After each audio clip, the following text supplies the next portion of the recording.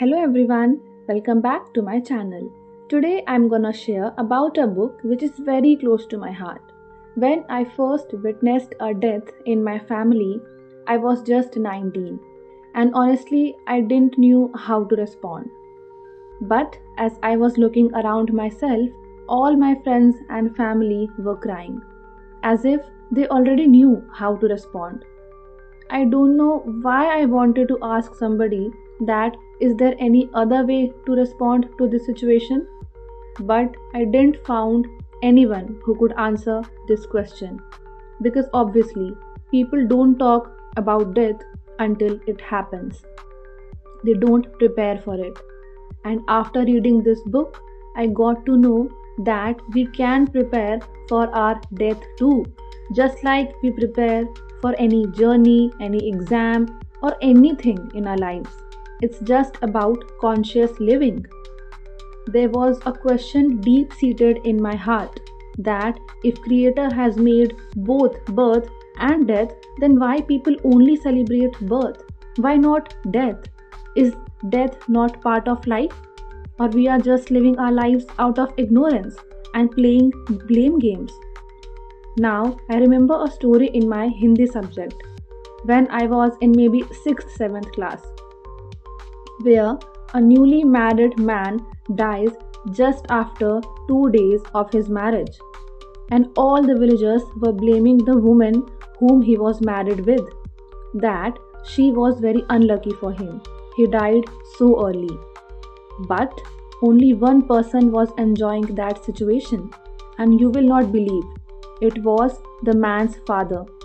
He said, ये तो खुशी का उत्सव है, ढोल बाजे बजाओ, आत्मा का परमात्मा से मिलन हुआ है. Yes, I remember.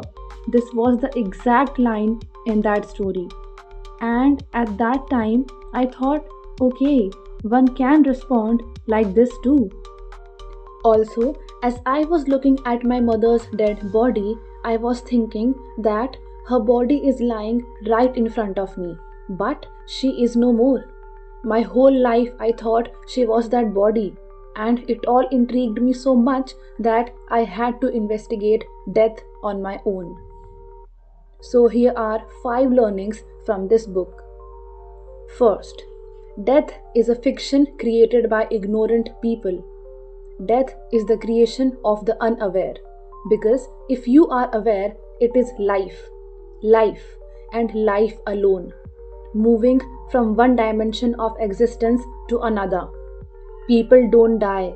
They may have disappeared from your perception, but they don't die. They live on.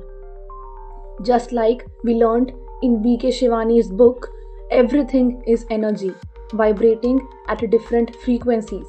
Just like Einstein proved, energy can neither be created nor be destroyed. It can only be converted from one form to another form. I understand that you cannot see that energy, but it does not mean that it does not exist. What can you see with your naked eyes, huh? Can you see bacteria, viruses? And we study a whole subject of diseases caused by bacteria and viruses. Can you see electrons, protons, atoms, electricity, X-rays with your naked eyes? Try to understand the limitations of this body. If you really want to perceive something beyond your body, either you have to have an instrument or make your body an instrument. Second, the greatest calamity of human mind is that it is against death. You think life is right and death is wrong. It is not so. Life is what it is only because death is.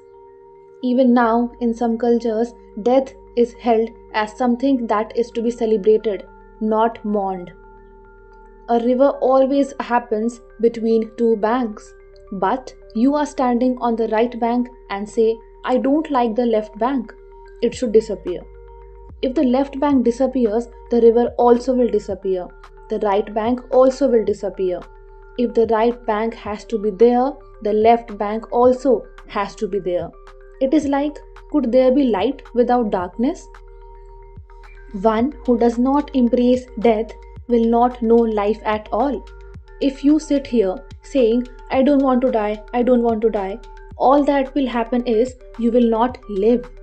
You will anyway die, but by denying death, you will not live well until then either. If you are afraid of death, you will only avoid life. You cannot avoid death. Third, energy channels in our body. There are 114 chakras, that is, point of intersection of energy channels. 112 of them are in the body and 2 outside the body. The chakras within the body are classified into 7 main categories of 16 each. In life, the levels of activation of these chakras greatly determine the quality of life led by the person. Correspondingly, how energy moves through these chakras in death determines the quality of death too. People who are on yogic path can simply sit in the open and leave, just like dropping one's clothes and walking away, because they know the signs of how to leave the body. Now, look at these images from Dr. Joe Dispenza's book of Becoming Supernatural, which reveals the truth of energy channels in our body. Finally, modern science has also proved this. Fourth, it need not happen to you. If you are intelligent, you can learn from other people's experiences. Whatever happens around, you can either use it to liberate yourself or you can use it to entangle yourself. Calamities like death and illness are a tremendous opportunity to look beyond the limitations of what you normally understand as life. So, here is a trick. Every day, just spend 5 minutes reminding yourself that you are mortal. And today, you may die. Just remind yourself this much, and wonderful things will happen to you. Fifth, whatever happens, you are still on the profit side because you did not came here with an investment. See how wonderful it is. You came empty-handed and you cannot lose anything in this life.